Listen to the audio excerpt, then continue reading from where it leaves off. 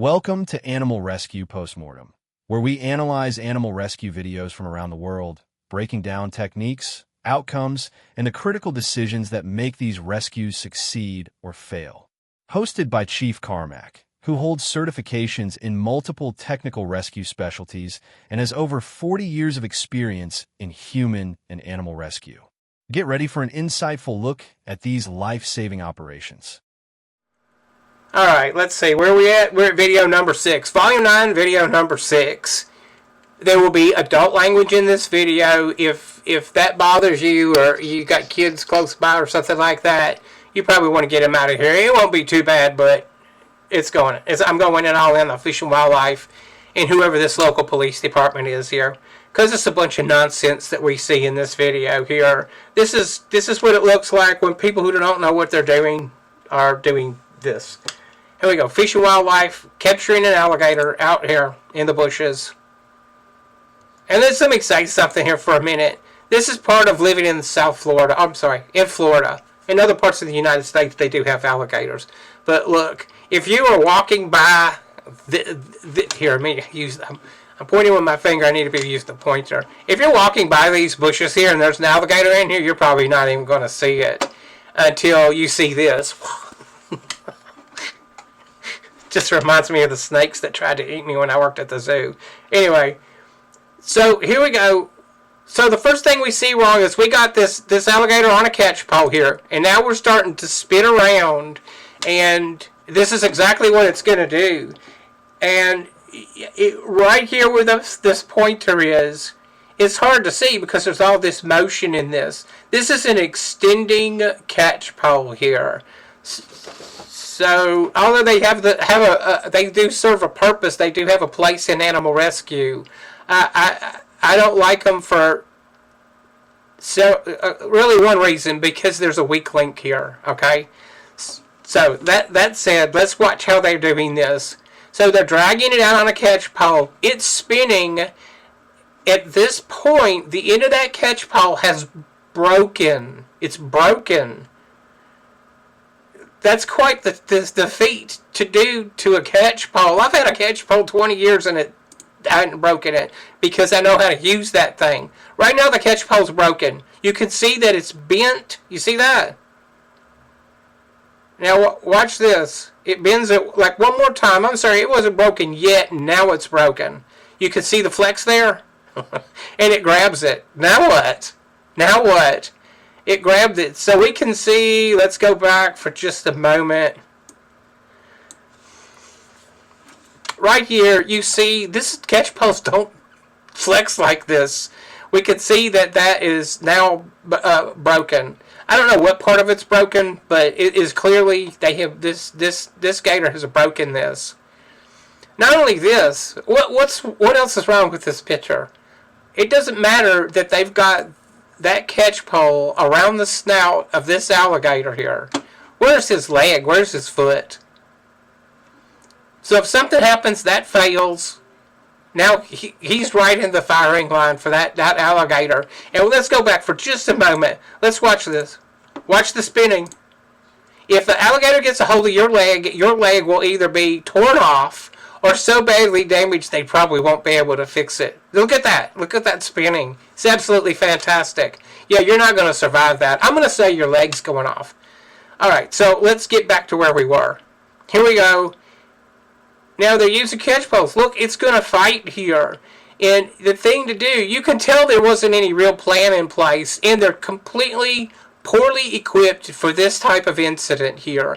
I don't know if Fish and Wildlife is teaching in this, or they just watch the crocodile hunter on Animal Planet and then they think that they can go out and do this. So here we go. Okay, so they don't have... I'm going to pause this. So not only are they poorly equipped, we're looking at, remember the broken catch pole here. They're poorly equipped. I'm pointing with my fingers again. He's gone and got a jacket out of his truck to cover the eyes of this thing. So he's not properly equipped, because if he was equipped, then where was his choice to cover this? He didn't have a burlap sack or something on standby in the vehicle to use to do that. Well, I mean, there's all kinds of different things you could use to do that with, but it should be already staged in the vehicle for this type of incident. If they're going to be responding to this, or call a wildlife trapper and let the wildlife trappers, the guys who actually know what the hell they're doing, come out here and put that or take control of this animal here, because now I just noticed this. I hadn't watched this video but once. You can see at the tip of the pointer here that this catch pole has now gone all the way down here to its front legs, whereas before. Oh no, that's where they had it before. Okay, so let's just let it play out while I critique this. So now he's wrapping his jacket around the eyes of this thing, this alligator. And now he's got, look like, oh, I found some string, like, in the parking lot. And he's tying it up. But the guy doesn't, the other thing is, like, the guy doesn't know knots. And look, this is how the legs are tied up. They're not. So what was the point of that? I'm telling you, this looks like I watched it on Animal Planet, and now I'm going to go out and do this. This is the kind of crap that we see from law enforcement over and over and over again. You can go back and look at some of my other videos.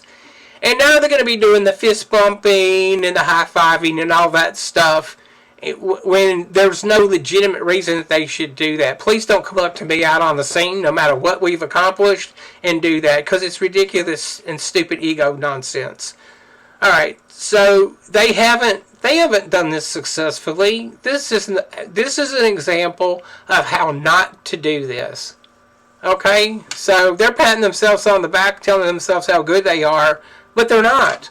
They're not. And then I don't know what this guy's carrying. This looks like some kind of snare here. I'm actually, at first I thought it was a snake hook, and then I realized that there was a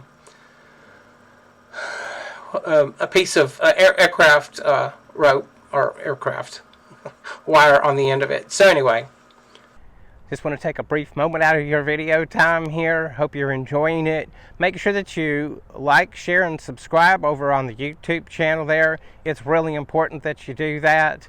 Go over to our website, check it out. I know you'll find some useful information over there. And don't forget that everything that we do is supported totally by your donations, your generosity, your love for animals. All right, let's get back to the video. I would say this is not how to do this, folks. Look, this is inappropriate. If you go out and watch the wildlife trappers, they're using ropes to do this with. Because the catch pole, this is not a good use of a catch pole here. And here's a good example of what can happen when it's not used properly. If that animal pulled that catch pole out of his hands, let's go back to right here. If that animal pulled that catch pole out of his hands, which would be really easy, because right now he's run out of catch pole here with it. Both of his hands are. He has in his hands all the catch pole that he has. And what I mean by there's probably some catch pole here up to here, and that's all he's got. So now where is he going to go if that starts slipping out? Is he going to grab back down the length of the pole? But if it gets away, now it's got this pole, which would be not laying in this direction here, but sideways, where it could, I mean, if somebody gets struck in the head like this, it's possible to kill somebody like that. All right? So this is not how to do it. Ropes, and then you want two people who actually know what they're doing with a plan, that have experience doing this. And this is not it. This is just not how you do it. This is an example of, and oh, look at this. Look at this text. No, Fish and Wildlife, the situation requires the expertise of a wildlife control officer.